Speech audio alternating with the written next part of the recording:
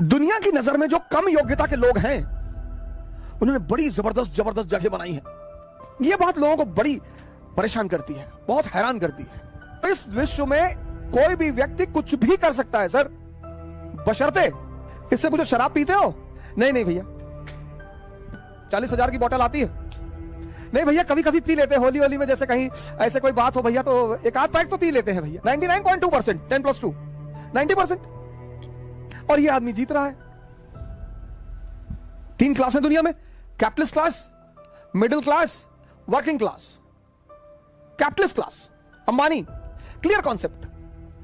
ऊंचाई पर वही व्यक्ति है जिसके कॉन्सेप्ट क्लियर है, बस कोई धर्म की कोई भूमिका नहीं है। जिसके भी कॉन्सेप्ट क्लियर हैं वो अपनी क्षेत्र की ऊंचाई पर है। वो चाहे धर्म का कॉन्सेप्ट हो, चाहे समाज का कॉन्सेप्ट हो, कॉन्सेप्ट क्लियर होना चाहिए।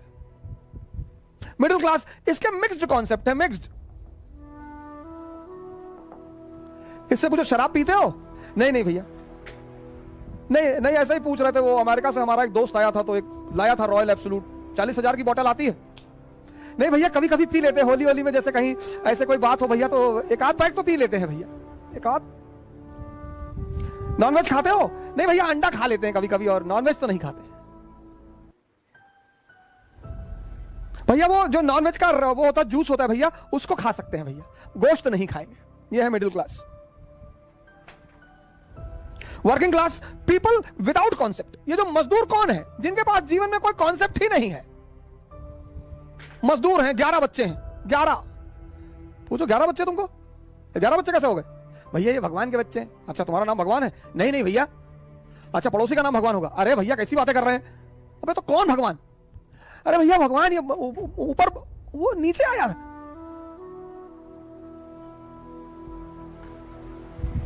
दुनिया में हर वो आदमी मजदूर है जिसके अपने जीवन के कॉन्सेप्ट स्पष्ट नहीं है। सिंपल सिद्धांत है।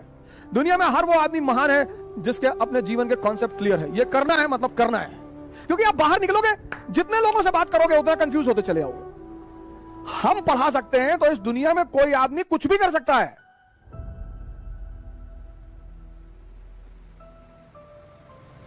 अगर हम पढ़ा सकते हैं, अगर हम बदल सकते हैं खुद को, तो इस विश्व में कोई भी व्यक्ति कुछ भी कर सकता है सर, बशर्ते उसे एक चीज करनी पड़ेगी, अपना आत्म मूल्यांकन। दुनिया में सबसे इंपॉर्टेंट चीज है डायरेक्शन। जिसको भी मिल गई और समझ में आ गई। बहुत लोगों को डायरेक्शन मिलती है, समझ में नहीं आती। तेंदुलकर और कांबली दोनों के एक ही गुरु हैं, रमाकांत आचरेकर। माननीय श्री रमाकांत आचरेकर अब तो हमारे बीच है नहीं वो, लेकिन एक आदमी क्रिकेट का खुदा बन गया, भगवान, और दूसरा आदमी तमाम योग्यता होने के बावजूद गुमनामी के अंधेरे में खो गया। मैंने कहा ना, इस दुनिया में हम सब योग्य हैं। कल मैंने आपसे एक बात कही, पता नहीं आपने ध्यान दिया कि नहीं दिया। कल मैंने आपसे एक बात कही कि इस दुनिया में सभी योग्य हैं। कोई अर्जुन है, कोई कर्ण है, और आमतौर पर ऐसा देखा गया है कि जिसको दुनिया बहुत योग्य मानती है, ये देखिए, वो असफल है जीवन में। यह बात लोगों को बड़ी परेशान करती है, बहुत हैरान करती है कि ऐसा क्यों है यार। कि एवरेज क्षमता का आदमी, अब कर्ण के सामने अर्जुन 99.2%, 10+2 90%, 99.2%, सॉरी 99.2%, 10+2 90%। और यह आदमी जीत रहा है। यह बात आपको आश्चर्यचकित नहीं करती? और ये यही नहीं है कहानी में, यह जीवन में भी है। दुनिया की नजर में जो कम योग्यता के लोग हैं उन्होंने बड़ी जबरदस्त जबरदस्त जगह बनाई है।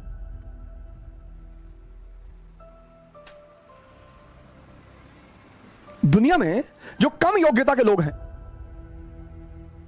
उन्होंने बड़ी जबरदस्त जबरदस्त जगह बनाई है। क्यों है ऐसा? क्योंकि जो भी संदेह के सहारे चलेगा, संदेह, जिसको भी अपने कामों पे डाउट है, इसका सारथी कौन है? संदेह, मन, शल्य। इनका सारथी कौन है? चैतन्य। ये कल मैंने आपको बताया था, कॉन्शियस। बस जीवन में यह देखो कि तुम्हारा सारथी कौन है, और जीवन 100% रिस्क है। यहां मौत को छोड़कर कुछ भी कंफर्म नहीं है, और 98% लोग इस दुनिया में 98% लोग इस दुनिया में हर चीज का कंफर्मेशन चाहते हैं, बस ये परेशान है, यही परेशान है। 2% रिस्क लेते हैं,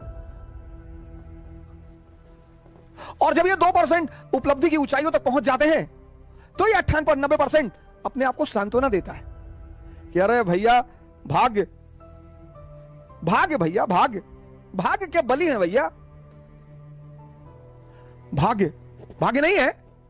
आशीर्वाद मैं मानता हूं परमात्मा का, भाग्य तो मैं मानता ही नहीं, मैं परमात्मा का आशीर्वाद मानता हूं कि आप कोई काम करते हो वो आपके सर पर हाथ रख देता है, तो कितना भी मुश्किल काम हो वो आसान होता चला जाता है।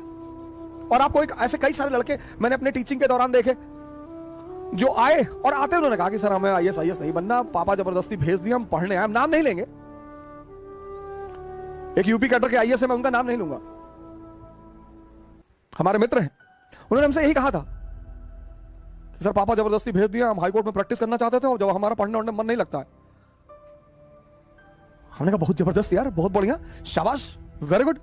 इतनी ईमानदारी है, इतनी ईमानदारी तो है कि तुम मानते हो कि मेरा पढ़ने में मन नहीं लगता। फिर एक बैग वो बंदा गायब हो गया, और हुआ क्या, अच्छा ग्रुप मिल गया, अच्छे लड़के मिल गए, अच्छे सीनियर मिल गए, और पढ़ने में मजा आने लगा, मजा आने लगा, बंदा वो काम करने लगा।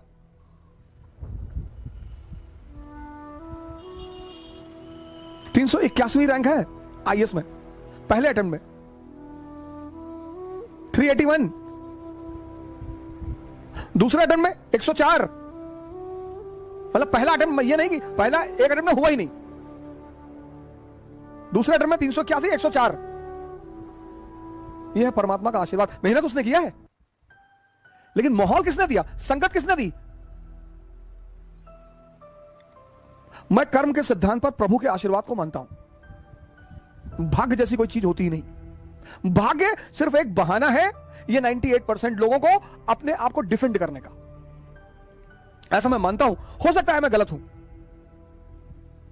मैं इस बात से इनकार नहीं कर सकता, लेकिन हम जैसे लोगों को भाग्य नहीं मानना चाहिए।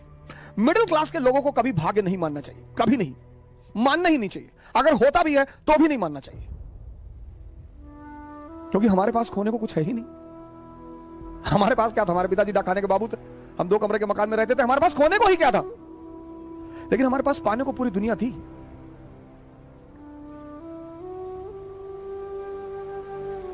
सारे फ्रंट पे लड़ रहे हैं, ये देखो, यहां तलवार चला रहे हैं, यहां तलवार चला रहे हैं, यहां तलवार, यहां तलवार, यहां हर तरफ।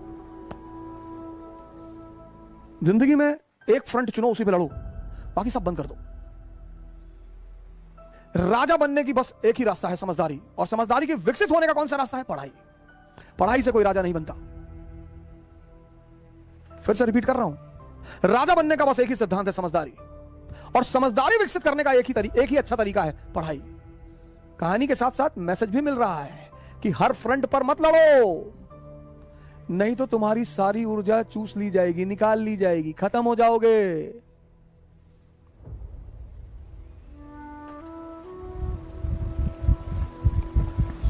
राजा बनने का बस एक ही सिद्धांत है, समझदारी का विकास, और समझदारी बढ़ाने का बस एक ही सिद्धांत है, नहीं, समझदारी बढ़ाने का सबसे अच्छा सिद्धांत है पढ़ाई। हमारे देश में लोग कहते हैं पढ़ोगे तो राजा बनोगे, बिल्कुल नहीं, सवाल ही नहीं उठता, प्रश्न ही नहीं उठता, गलत है वो। पढ़ोगे तो नौकर बन जाओगे, लेकिन हां, अगर पढ़ाई से अपनी समझदारी का विकास कर लिए तब तो राजा बनोगे।